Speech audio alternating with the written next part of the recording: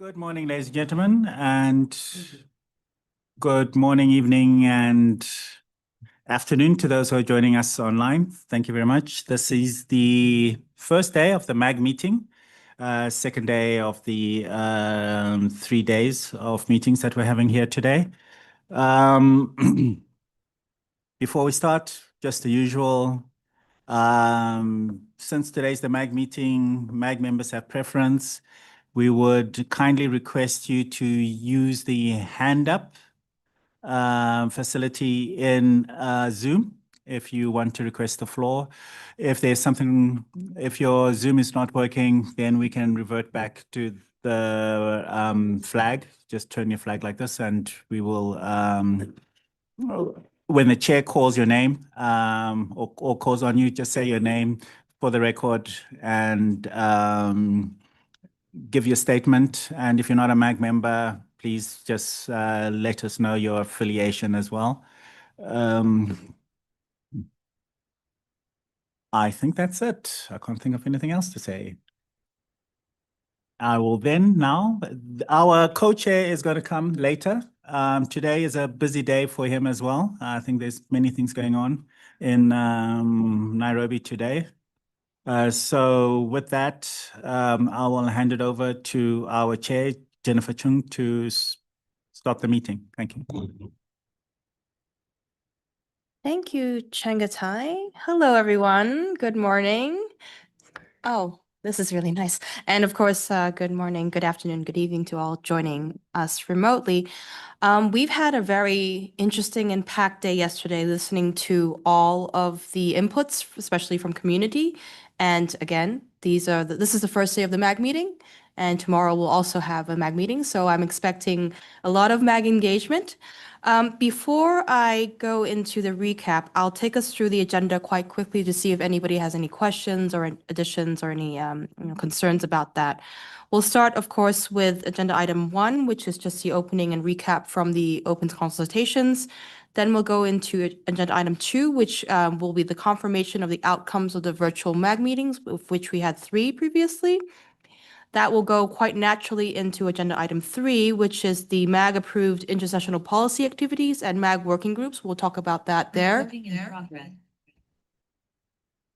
And then we'll have a short break. Hopefully we'll be able to have this short break. People can stretch them. Item 4, which will all of the IGF intersessional activities, which is the dynamic coalitions, the national, regional, sub-regional, and youth initiatives, and of course the capacity development initiatives. We'll also hear from the youth track.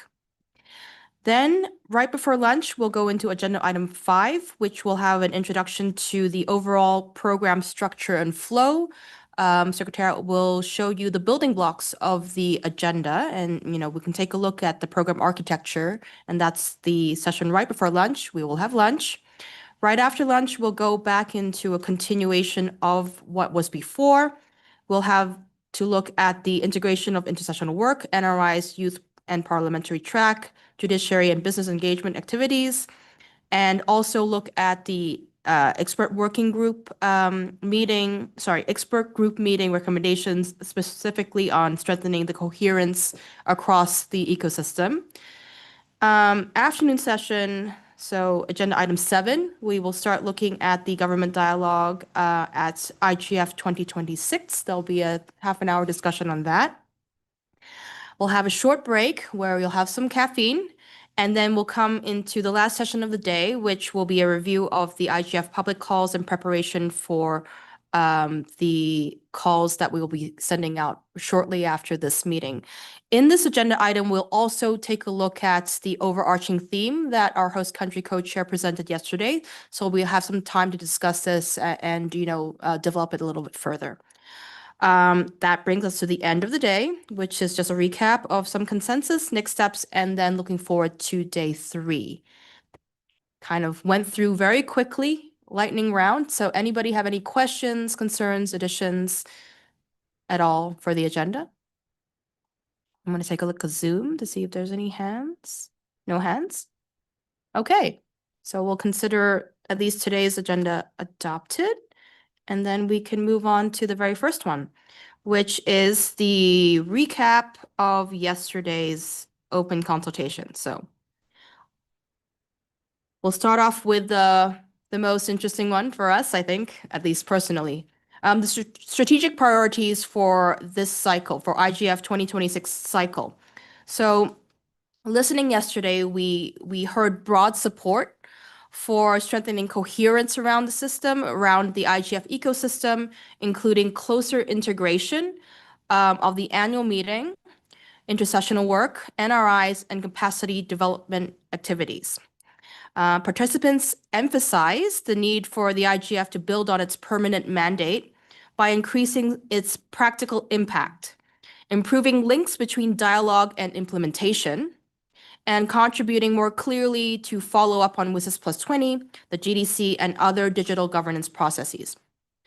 There was strong convergence around capacity development, support for developing country participation, and strengthening the IGF's role as an inclusive multi-stakeholder platform that can convene diverse actors while producing more actionable outcomes.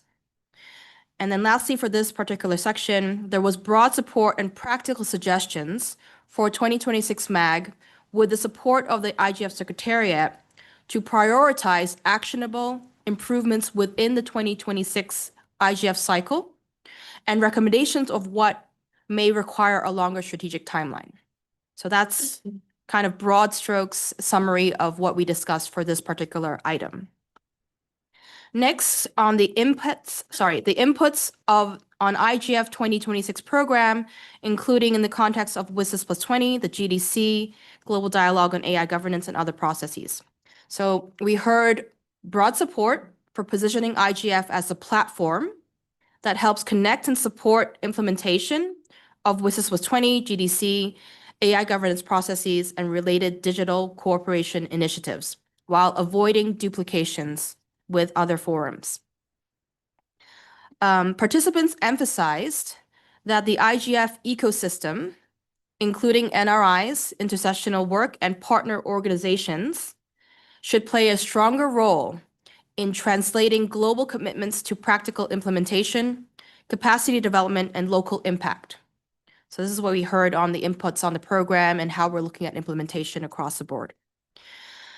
The next section was quite an interesting discussion item here about the IGF 2026 overarching theme and visual identity. So participants welcomed the host country proposal governing the future of intelligence and generally supported a future-oriented theme focused on the implications of the emerging age of intelligence, including AI, data, infrastructure, and broader digital transformation.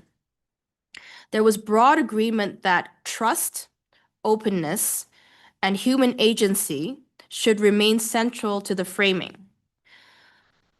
Several participants suggested refining the language around governing and sovereignty to avoid unintended interpretations and to emphasize empowerment, autonomy, and participation.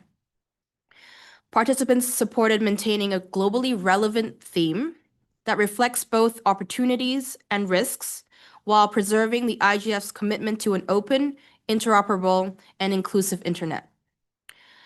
Participants also broadly welcomed the proposed IGF 2026 visual identity and supported ensuring that it conveys the IGF's global character, which is openness, inclusiveness, and renewed permanent mandate. So those were the good discussion items that we had for this item.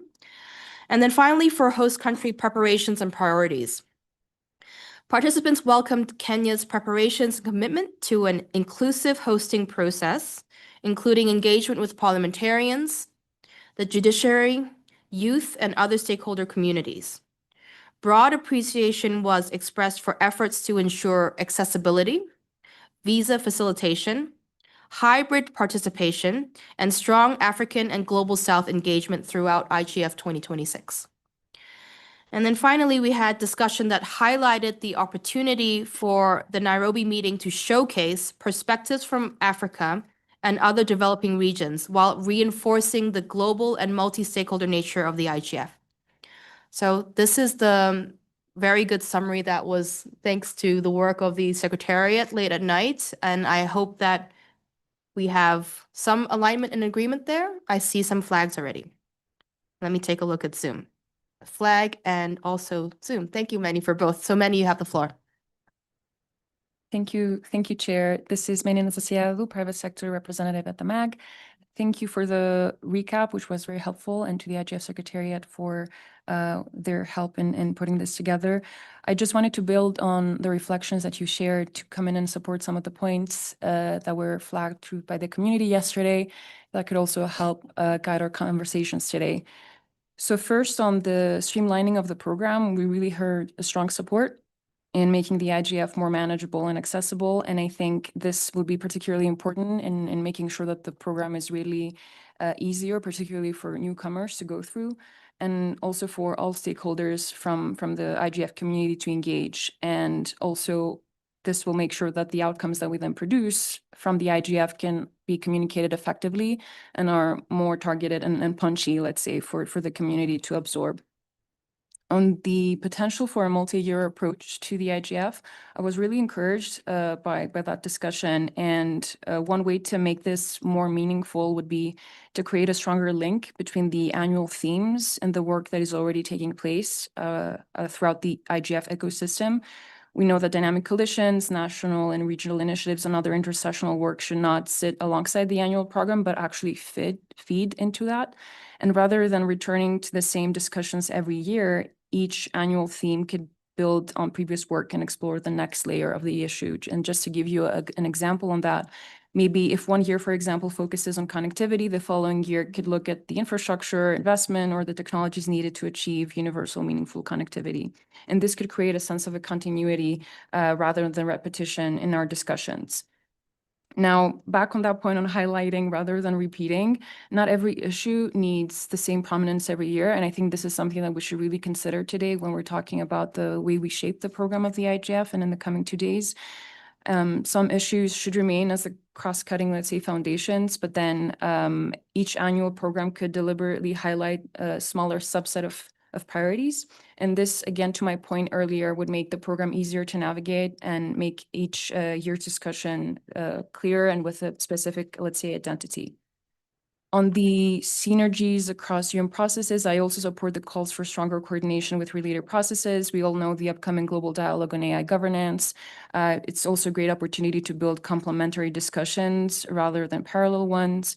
It's a process that will be evolving, so it will be viable to continue to identify where lessons, outcomes, and communities can reinforce one another while respecting their different, let's say, positions and mandates. On the government dialogue and engagement, I think that was also a discussion that we had yesterday with the community, and I really appreciated the effort that's going around strengthening high-level participation from governments. The IGF has really made important progress in this area, and the report that was developed by the EGM is also a very useful, let's say, guiding post in support of those efforts. So the opportunity now is to make sure that those engagements are visible, but also connected to the broader community. They should not happen in vacuum. They should be part of the IGF and transparent, include meaningful opportunities for engagement from all stakeholder groups, and ensure that any outcomes are integrated into the wider discussions. Governments are part of the IGF as stakeholders, and those conversations should remain embedded within the multi-stakeholder model that makes the forum unique. And it may also be worth considering what role the MAG could play in the planning of this government dialogue and providing greater clarity about what constitutes high-level engagement as part of that government dialogue, and being able to match this with the appropriate level of representation from the entire IGF community. So I think this is something that we should definitely consider as the MAG works and has a role, hopefully, in making this government dialogue happen. Now on the proposed themes and sub-themes shared by the host country, I think they made a great effort and they have gone above and beyond in developing a very good proposal for a theme and thematic tracks. The direction feels right, and the issues identified are clearly resonating with the discussions that we're hearing across the community. And I wanted to just build on some of the comments that were shared by the community yesterday, notably Timea, I think, Angela, Sophia, and I wondered whether we could revisit or refine a little bit more the terminology used as part of the proposal. I think terms such as sovereignty or autonomy can carry a different significant political weight, and they can be interpreted quite differently across regions and stakeholder groups. They often become debates themselves, and they will not really help us focus on the policy questions that we're actually trying to solve with the IGF. So the underlying objective is absolutely the right one, supporting countries, communities, and individuals to shape their own digital futures. But there is an opportunity to capture that ambition through language that is slightly more enduring and less politically loaded. And one possible alternative that was also proposed yesterday, it could be the concept of agency. And I would like to highlight this option to the community of the MAG members for their consideration as we're discussing that today. Agency speaks to empowerment and capacity. It reflects the ability of countries, businesses, and people to make informed choices and shape their own digital development. It bridges many of the aspirations associated with sovereignty and autonomy without immediately invoking debates around control, localization, or separation. It keeps the focus on enabling participation and empowerment values that sit naturally within the IGF's multi-stakeholder spirit. So I'm just offering this suggestion in a constructive spirit. I hope this resonates with the MAC community and we're able to integrate it as part of the themes for this year's IGF. And the ambition behind the proposed theme is something that we support, but it would be great to consider a different framing. And I'll stop here. Apologies for the long speech. Thank you. No, thank you, Manny. That was very comprehensive. Very much appreciate you highlighting a lot of things that, did come up in the good summary. I think we'll have a very good chance again at the end of the day, agenda item 8, to have a further discussion on this. And I appreciate all of the ideation that we heard yesterday and also from the MAG members as well. So look forward to continued discussion there. Rajendra. Yes, Rajendra, please go ahead. Thank you, Chair. Are we talking just on the thematic inputs or the strategy, or are we splitting it? So then I can come in later. Is it the thematic inputs or just strategy overall for IGF? It's just on the summary. So we do have a chance to talk about the Okay, thematic fantastic. inputs. So if you're talking on the summary, one of the things that I see is that while we have been discussing, one of the things that we can't ignore is the mental health. It's something mental health as one of the sub themes, because it's going to touch every single person. And it is touching already deeply. So we should focus on mental health as one of the areas, not ignore it. That's one. And wealth distribution. Creation is not a problem anymore, but distribution is. And I think that's where I think the huge divide is. When we come to strategy, I'll talk about some of the numbers on that. But I think wealth distribution is one of the big challenge. How do we put that as a sub theme is we have to see, which is essentially about livelihoods, that, we shouldn't lose sight of that, because technology has enormous power to concentrate wealth and create and not distribute. And now technology is a geostrategic challenge as well. So sovereignty becomes more contextual if you look at all those things. So I think if you look at that, but overall comprehensively covered, I guess. Thank you so much. Thank you very much, Rajendra. We can probably continue that discussion when we get to agenda item 8. Okay, so I don't think I see any more hands in Zoom, and I don't see any flags up in the room. I think we can move on to agenda item 2, which is the confirmation of the outcomes of the virtual MAG meetings. This is our confirmation I think we had in the last virtual call we had before this meeting. And this is on the MAG approved intersessional activities and the MAG working groups. I don't know if we can show that online. I think we're already showing that online, right? Okay. So specifically, the MAG has generally agreed to move forward with 4 policy networks, and they are specifically Policy Network on Artificial Intelligence, Policy Network on Cybersecurity, Policy Network on Digital Inclusion, and Policy Network on Open Digital Infrastructure. Now, we'll have a little bit of chance to kind of dig into it a little bit more in the agenda item right after this, but just confirming that with the MAG that we're all happy with these 4 policy networks. In addition, I think there was very broad support to reconstitute the MAG working group on strategy. I believe there was also a request to renew another MAG working group, but I'll hold off until we hear more opinions on that as well. But those are the four policy networks that we had broad consensus over. And the working group on strategy is also one that a lot of MAG members have expressed a lot of support on. So this is just a quick confirmation that we got it right. And I'll pause here to see if there's any reactions. 6 counts. So we have a different- Oh, the 6 count. Yes. I will adopt Lynn's 6 count.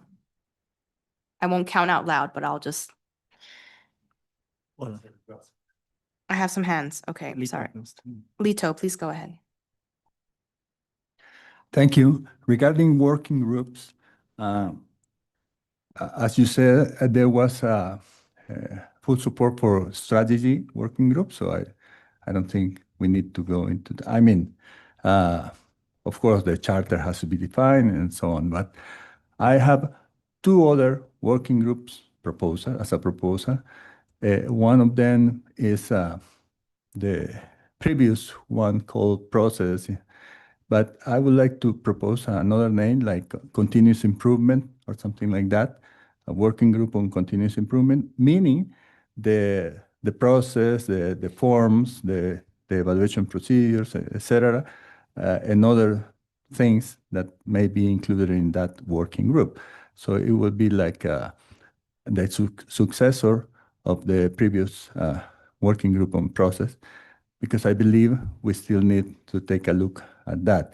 We have been discussing, and I have some ideas that I will leave for later on that working group, if approved. And the other working group proposal could be something like mid and long-term planning, since we have the IGF as a permanent forum now.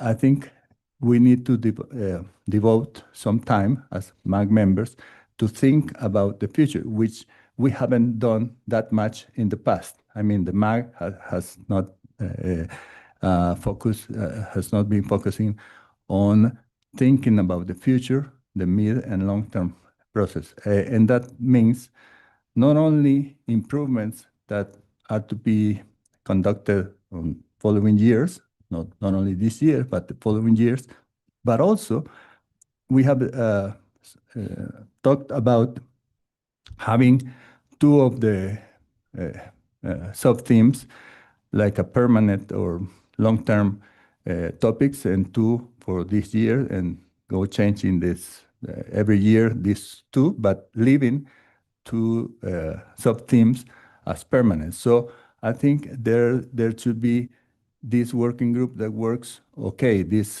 topic, say, for instance, artificial intelligence, this group could propose, okay, for this year, we will focus on these areas of artificial intelligence. I'm using AI as an example.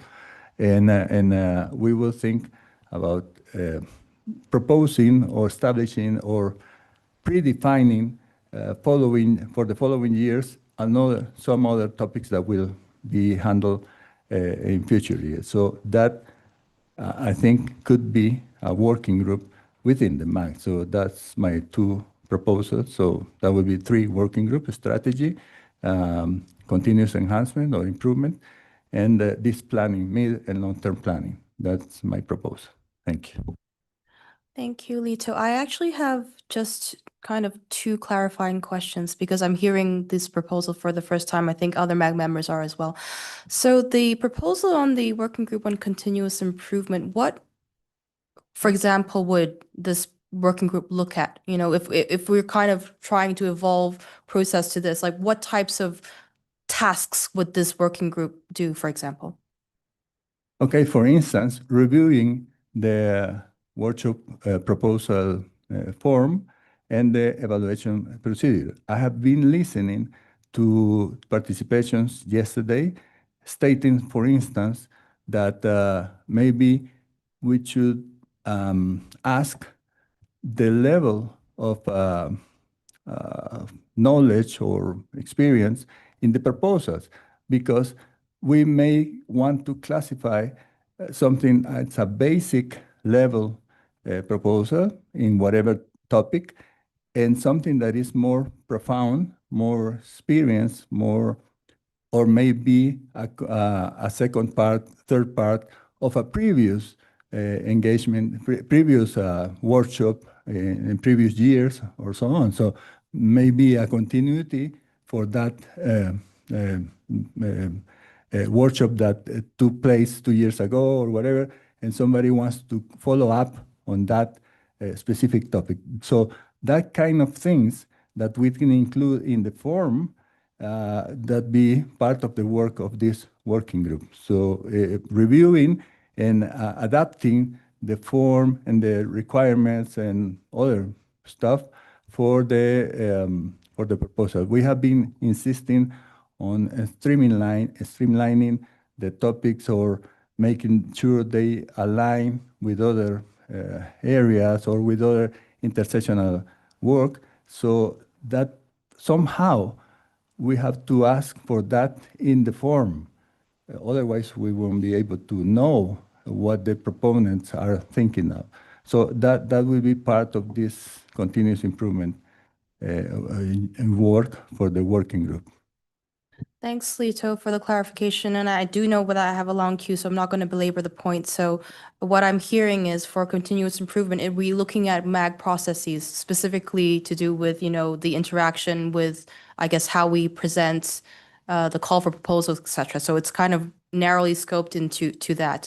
I just remind us all, if we are going to be proposing working groups for this cycle, that it really does enhance our work for this cycle. The second one you have proposed is also interesting about planning, but I see possibilities of overlap with whatever it is that we might task the working group on strategy to do. I'd like us all to kind of, Leadership panel as well. There's one of the leadership panels for the strategic. That's right. So we have to be careful. Yeah. I was reminded also of the leadership panel. So let's sit with this proposal first and think about it a little bit more and see how we can, make sure we're not overlapping tasks in the working groups that we do approve. So let me get back to the queue. Olaf, please go ahead. First one thing, but now two things. The first thing is rather procedural. 4 networks have been approved. My understanding is that we deepen them somewhat, because at this moment, this is a rather artificial high level that doesn't mean very much. So I hope we return to that. That was point 1, and I see you nodding, so I'm happy. Point 2 is basically what Lito just brought up. Yesterday, you very much confined the discussion about strategy and themes about what do we do this year.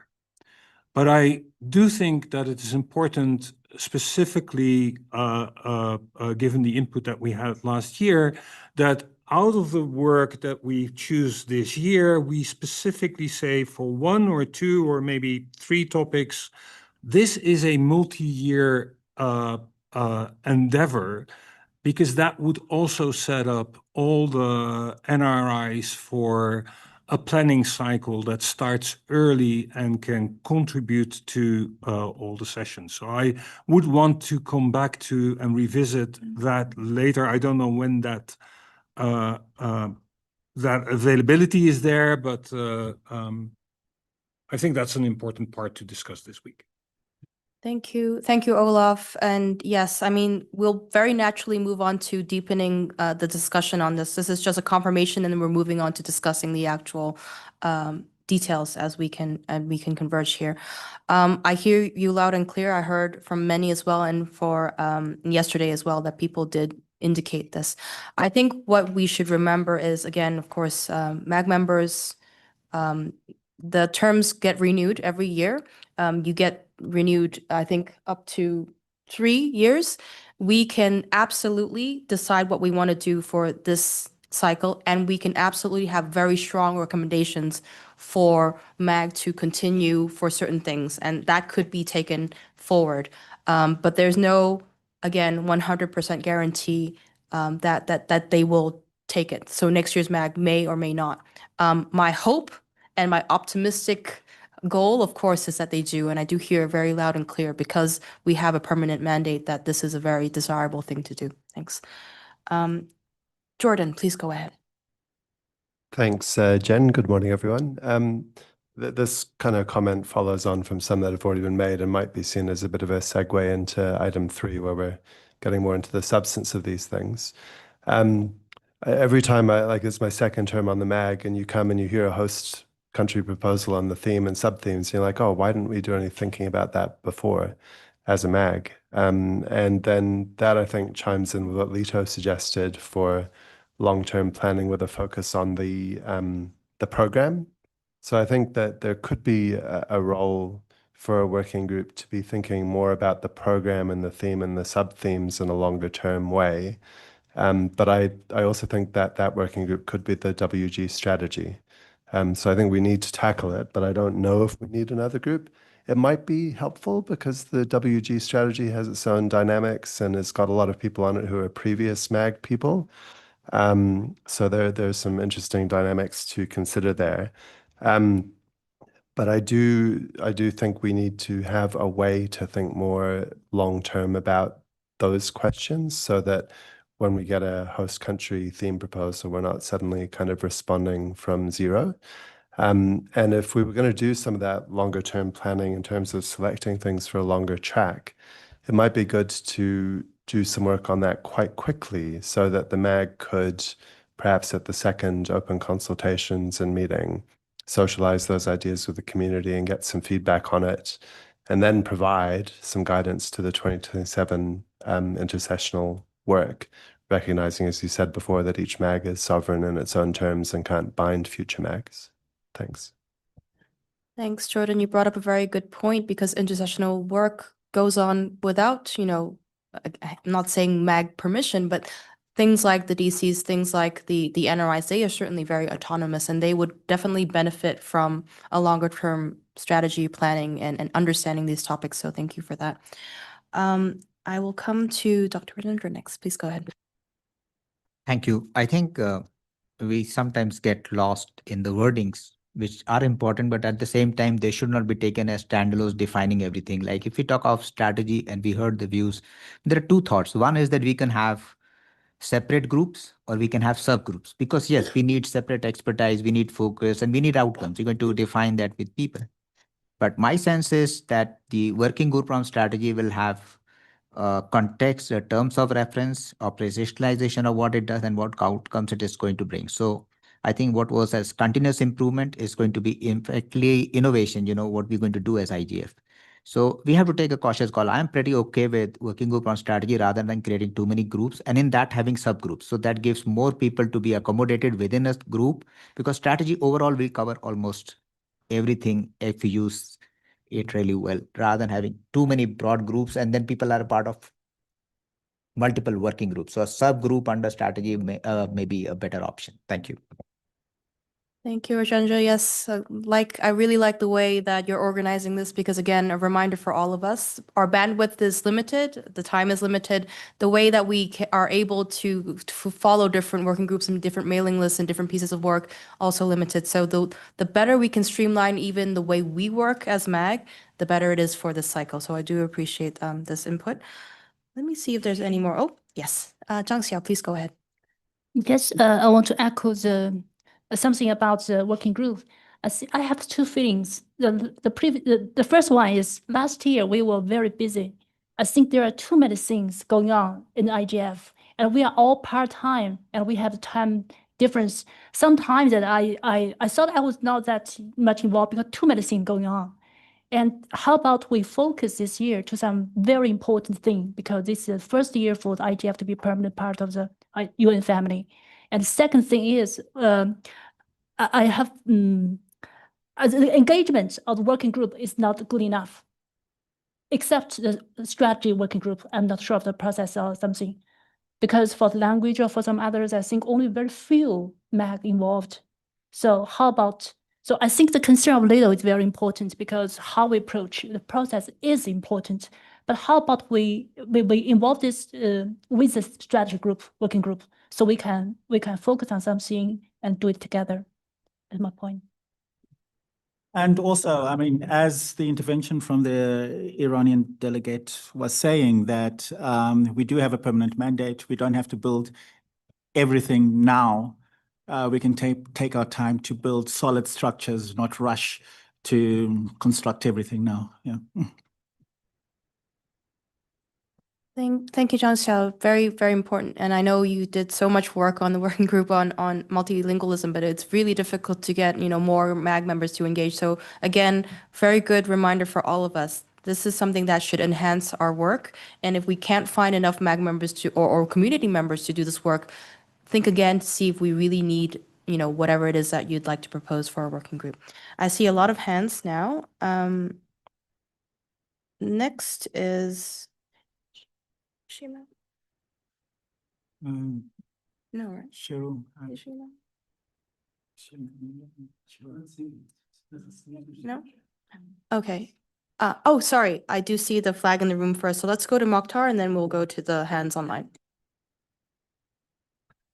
Just one question before I just, do we do interpretation online or here? No, we don't, for a number of reasons. First of all, we used to do French interpretation, and then everybody else says, if you're doing French, why aren't you doing the other languages? So we had a choice of doing all the languages or none of the languages. So we did none of the languages. It's also the expense thing. But now, as we're getting towards automated translation, I think we can go towards that. But the short answer is no.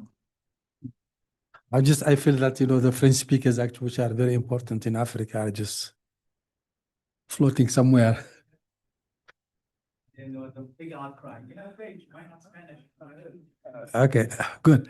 No, I just tend to, by the way, you saved me a lot of time by your intervention, and I just wanted to summarize them as I was thinking to. First of all, I think the strategic working group could take care of what a concern from Lido about specifically the planning and so on.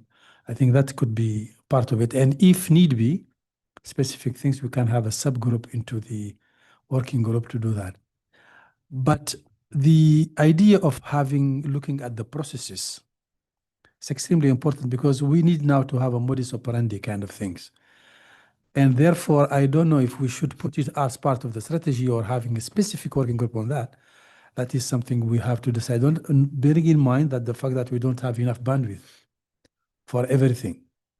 We still have even some working group that don't have a coordinator and so on. But the idea is extremely important and we need to look into it. And as he said, we don't have to build it now, but the foundation has to be done now.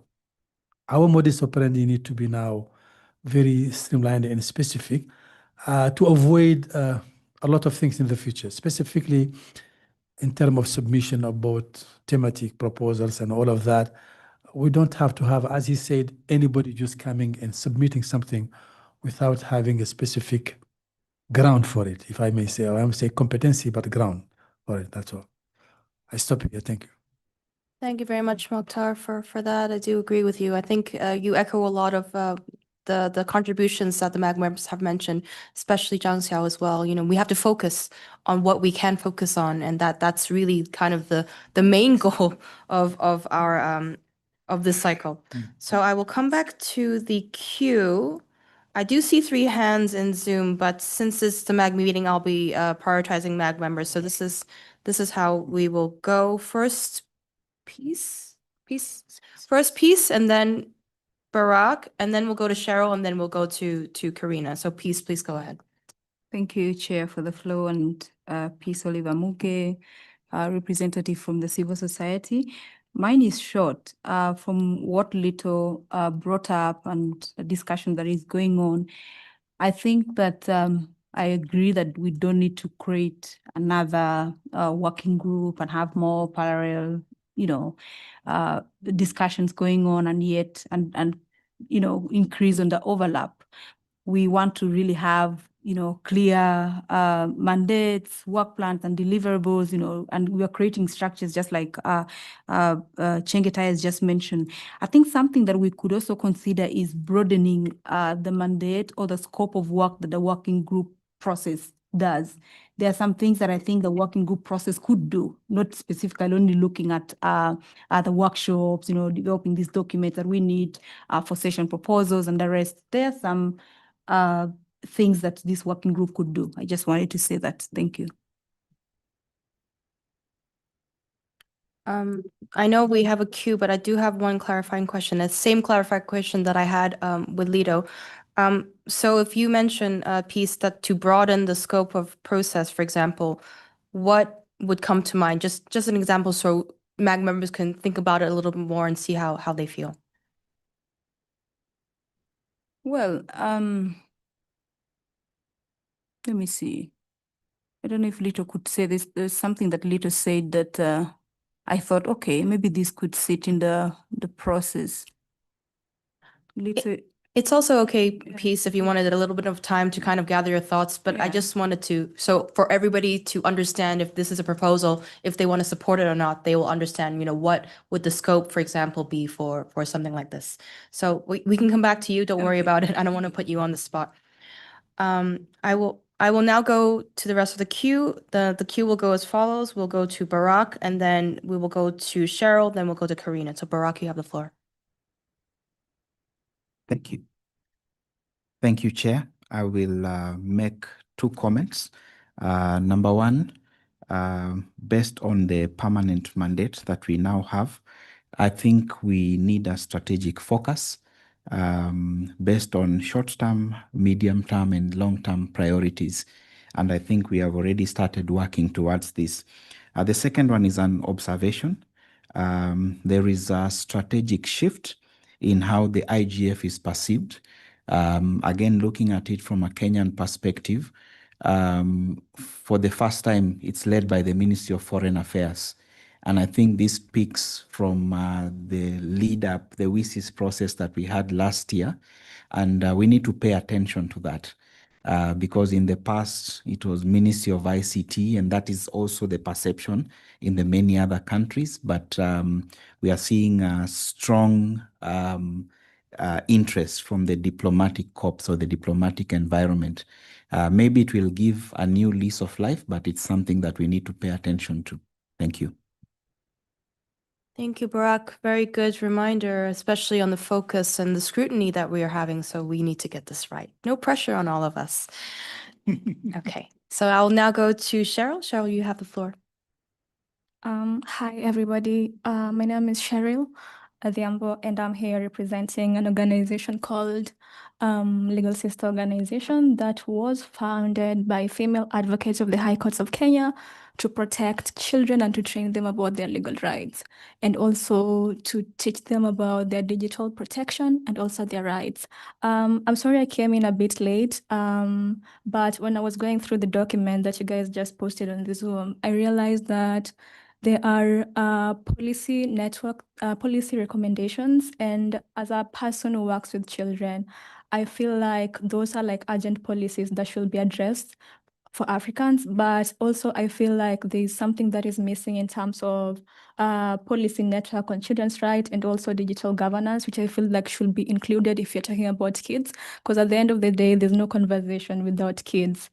Kids are the future of this generation, and if we want to like be suggesting or recommending policies, something should be touched on children policy. And also something else, I also realized there's nothing about policy network on digital sovereignty, considering the fact that most of the policy networks on digital rights or on digital protection in Kenya, they are copy-pasted from Europe countries and the US. For example, the US COPPA laws and also the GDPR and also probably the UK ban on the digital access. So I'd really suggest if this policy could be included in the policy frameworks that you guys already have, this would be like such a good win and it will be like very good discussions to be addressed. Thank you very much.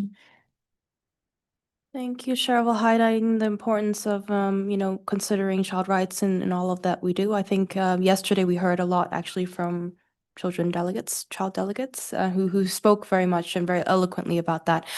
The way that we looked at the policy networks, and I think maybe Secretariat can give some context, they did a huge consultation at the earlier beginning of the year, and we did actually get in a lot of proposals from the community. So the way we came down to these four does take into account the different regions, the different stakeholder groups. So there is diversity in that. So it's not only from one particular region, for example, or one particular stakeholder group, but we try to make sure that we have the diverse input. And of course, MAG will then take a look, as Olaf mentioned earlier, deeper dive into each of the policy networks to see how this work can be structured for this cycle. So I think MAG members certainly have that in mind. Thank you. Okay, so I'll go back to the queue now. I have Karina. Please go ahead. Thank you, Chair. Karina Mirarda, MAG member, Argentina, Ops Technical Community. Okay, I want to say I support Little Continuous Improvement group. From my point of view, this is a tactical level group. This is not a strategic. This is tactical. And for me, it could be possibly one of the key objectives could be owning the indicators. We need to build indicator, we need to continue the indicators. And for me, this is the value of the continued improvement methodology. That's the way I think in this point, in these objectives. That's my opinion, Chair. Thank you. Thank you, Karina. Very good input there. I'm wondering actually from Secretariat to see just for some assistance here, do we have kind of terms of reference for all of the different MAG working groups? So do we always have that? Is there some kind of template? So at least when we know when we reapprove or reapprove certain things, that this is kind of a scope. I'm not going to call it a charter because a charter is very firm, but at least some kind of terms of reference of what this working group is supposed to do. I don't know if we have any answers now. If we don't, that's okay. We can wait until after the break. Okay, so let's go back to the queue. Now we are going to Miret Wood-Matas. Good morning. Thank you very much, Chair. I just want to bring two issues or maybe build up on what has been said in terms of the strategy and then adding subgroups under the strategy. I think that's a very good proposal because the strategy covers most of the things. And then based on that one, this multi-year plan approach is very critical because if we don't build up on what has been done and then looking at the impact at the end of the day will be very difficult. So if MAG members, when they change, if the priorities are going to be changed, then I'm not sure when we are going to see an impact. I'm then suggesting, will there be a possibility to recommend that the work needs to be continuous, not changing. I mean, there should be some form of flexibility. We don't have to stick for one topic or two. If there is a need, there should be a change. I mean, maybe 75-25% or 50-50. But there, because of also this permanent mandate, I strongly recommend like this multi-year approach and then provide clear KPIs so that we can track the achievement of the MAG members in their specific years. That's what I would like to add. Thank you very much. Thank you very much for that support. I think I heard some support for keeping working group strategy and within it have subgroups. So, and this is my terminology, so take it or leave it. Task force, for example, working on specific tasks. So for example, it could be, as Karina very eloquently said, tactical things for continuous improvement. And so again, I'm sorry again earlier for putting you on the spot, Peace, and also Lito, but that could also make a lot of sense if we're structuring the work this way. I think I mentioned in previous calls that, the way we also work, the way we streamline should mirror how we want the community to look at the whole things too. So if we are structuring our work this way, it will mean less mailing lists for us to take a look at. It will actually concentrate the Secretariat support, so there's better support within this. And then under the bigger umbrella of strategy, you could have certain tasks like looking at multi-year planning, looking at continuous improvement on tactical items, or whatever it is that we want to focus and task this working group to do. So within that, there could sit a lot of expertise. I think that some of you have already mentioned working on strategy on many years already contain a lot of MAG alumni, past MAG chairs, past IGF community members that have a lot of deep institutional knowledge. So we can absolutely leverage this space. So I think I'm hearing some support about that. I want to kind of pose the question now to see if there's any violent objections, or this is probably a good way for us to move forward. Silence in the room, thinking about it. And I think Lito is about to put his hand up. Oh, okay. Yeah. Do you want first? Take your time. Yeah, no, I was also just saying that it also comes out of the EGM that we shouldn't just be having multiple processes which can be combined. And I think, as the chair was saying, that this is all under the umbrella topic of strategy. It's strategic thinking. So I think they do go together, and we can have the subgroups, and everybody's there. And it naturally leads to a meeting where the different parts of the strategic planning meet. So, yeah. Lito, please go ahead. Thank you. A practical question.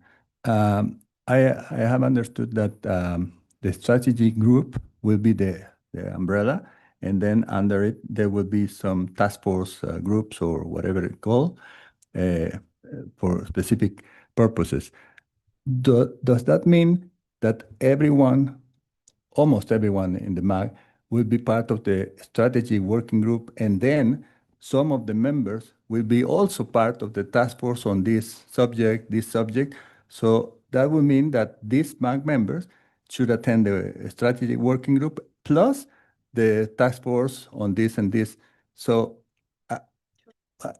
that's a practical question. Would it be confusing or too much work, too much mailing list, as somebody said, or how would it work? Thank you.